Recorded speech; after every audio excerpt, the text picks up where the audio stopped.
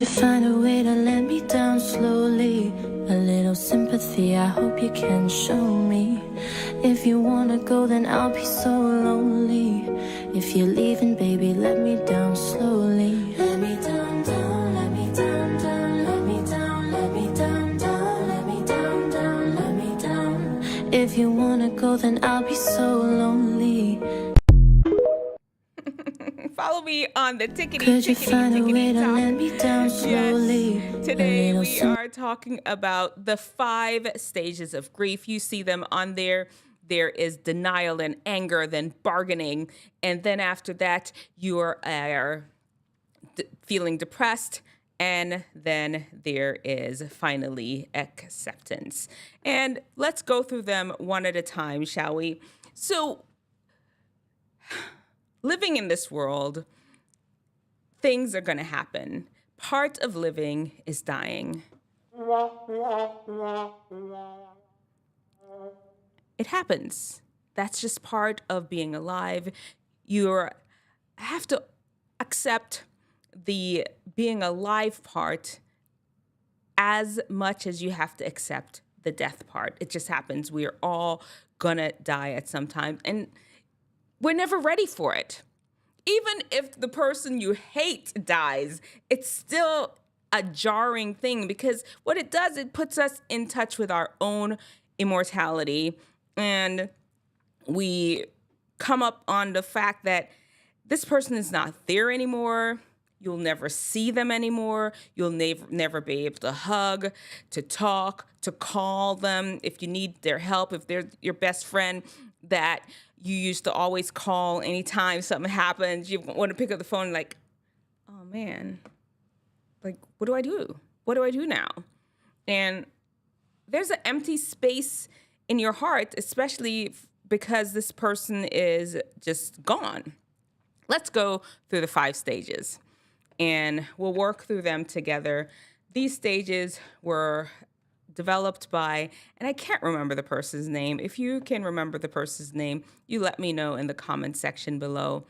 And they are, and I'll tell you a few things about them as we go through them. So typically the first stage is denial. It's just, no, this can't possibly have happened. You're just not ready to deal with the loss. You honestly know that, okay, something happened. They're not here. You're not ready to deal with what has happened. And so the best thing really to do for you at that moment is, okay, we're just going to make believe it didn't happen.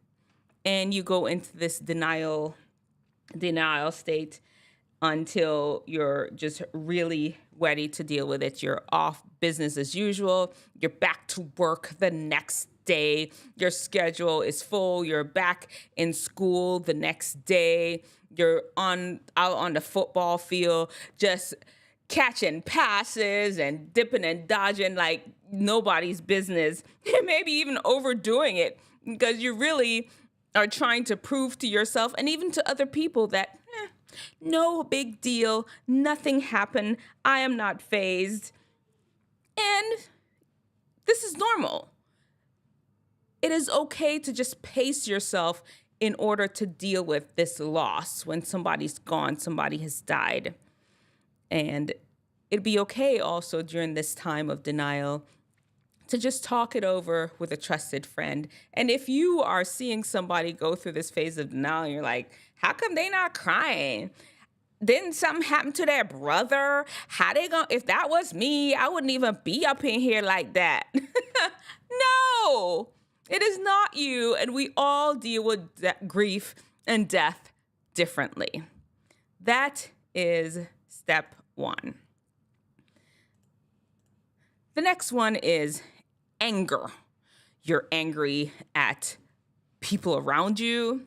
You're angry at God. You're angry at yourself. Why didn't I do this when they had asked me to pick up the paper? My mom asked me to pick up the paper. I rolled my eyes, and now it's my fault.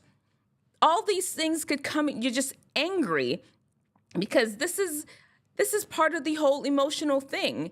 This is just another way to relieve that sadness. It's like sadness has now disguised itself in anger because anger seems like an easier emotion for you to handle at that time.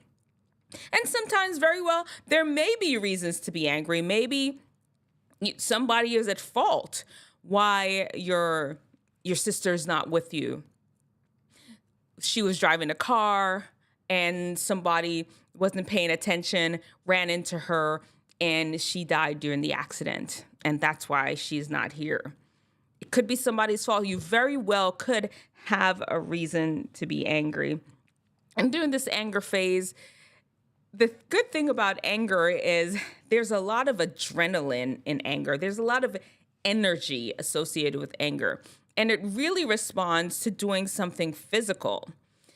Running, punching bag, taking a martial arts class, stretching, yoga. It really responds to physical movements in order to release some of that pent-up energy that you have inside of you. Now, the second section, no, the third, the third one. Bargaining. Now, this is where you start to, typically with God or just with something out there. Many people of you all may be listening, you're like, I don't believe in God. What you talking about? But all of a sudden you believe in God. You're like, something's happening out there. Where they at? You start having, well, if you could bring them back, then I promise you I will never cheat on my test again. If you can bring them back, then I'll never drive and text again. If you can bring them back just for a moment so I can say hello and close everything off, and then you can take them back again. You start coming up with things that don't even seem unreasonable. You even start making bargains with yourself. Well, I'll never do this again, ever. This is once again another way to try to gain some control of a situation that you have absolutely no control over. Like none. Like none of us have the power to give or take life.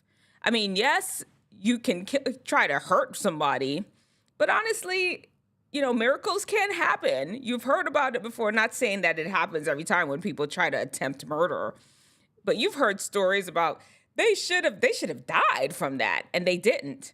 So, truthfully, we do not have it in our power to fully give life or even take away life. And, that's something for a discussion. We won't get into the details of it, but because, we won't get into details of that. But once again, we just start bargaining, trying to gain some sort of control over the situation because our loved one is gone. And during this bargaining phase, you're like, if only I had, I should have, a whole lot of that come up. And guess what? At some point, you're just going to have to realize you didn't. Maybe there was something that you could have done, honestly. I mean, maybe there was. You didn't. You couldn't. There's something preventing you from doing it at the time. There's a social person, a sociologist, and his theory is that we make our decisions based on where we are at that moment, based on the information that we have at that moment. And I can't remember what he called it. I'm sorry. There's a bunch of things I just said I can't remember. But right now, the decision that you made was based on where you were at that moment. Next week, you may not even would have made that same decision. And it's the same thing with bargaining. This is an opportunity to learn that, maybe maybe you should have, but you didn't. Maybe they should have, but they didn't. This is a difficult part because in the end, all that really solves this bargaining section is just understanding the reality of the situation. Your loved one is gone. Your sister, your brother, your father, your mother, they are gone and they won't be back.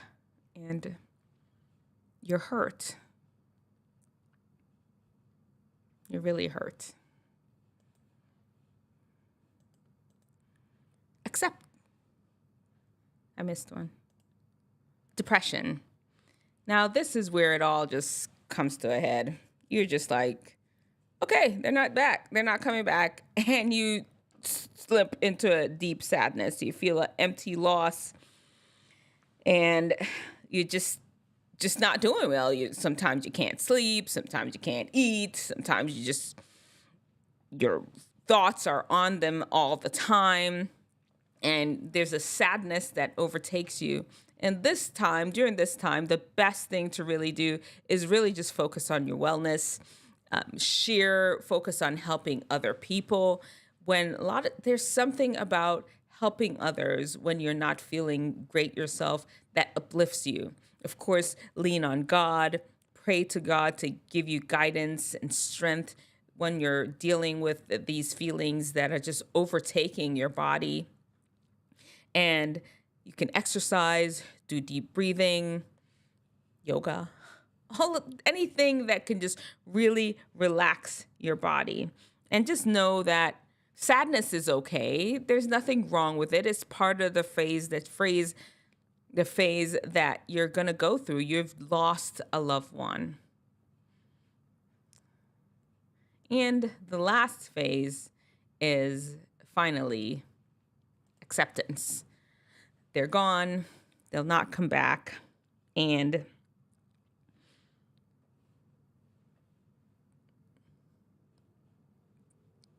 that's where you are. That's where you are. You may have learned from the situation and end up on the other side making some changes in your life to say, you know what, I'm going to start living each day as if it's my best. Learn, reflect back on the person and seeing, you know what, these are some great qualities. This person was always so kind to other people. I'm going to start being kind. My sister, anytime she saw a stranger on the street, she always smiled and said hello. In light of her memory, I'm going to start doing that too. This is part of the acceptance phase. And as we speak about each of these phases, let me really emphasize to you, these are not linear. I mean, yeah, they can occur just like that. Denial, anger, bargaining, depression, acceptance. Yay. They can occur one right after the other sequentially like that. But sometimes you can jump straight into depression, straight into anger, straight into bargaining, straight into acceptance. They can kind of bounce all around, but these 5 phrases are pretty much common in all parts of grief. The other thing, too, is you can move slowly through them. 3 months, 4 months, 5 months, you're still wrestling with all of this. Or you could just go through them quickly. Because a lot of times it's said that if your relationship was good with the person, then your grief tends to be not as, deep is not the right word, not as earth-shadowing, because you know that you have peace in the fact that y'all had a great relationship. When you have a horrible relationship with a person, you have no opportunity to resolve this relationship, and it sits with you. You're like, I ain't mean to say that to you. I didn't want the last words that you heard from me was, I hate you. And you cannot resolve it. You cannot go tell them because they are not there to say that to them. They're not there. That's why it's important to make sure that as we interact with each other, make sure your loved ones know that you love and care for them. Agree with your enemy when they're right there, or you're not your enemy, with anyone when they're right there with you. That is the best thing to do to avoid having this guilt on you if something happens to them and you just didn't have an opportunity to clear up any misunderstandings that you all may have had. I wish you all the best as you deal with any death or any loss that you may have had. And just understand that it can take a while.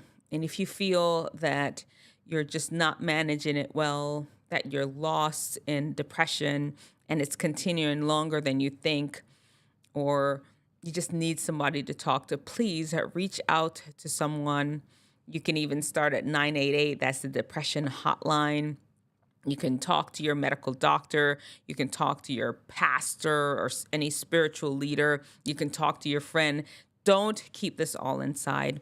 We're all, as humans, meant to be supportive for each other through times of sadness. And this is going to be the best time that you lean on somebody that wants to help. All right. Let me know in the comment section below. Did I miss anything? Any important facts about dealing with grief? Put it in the comment section below. Take care and God bless.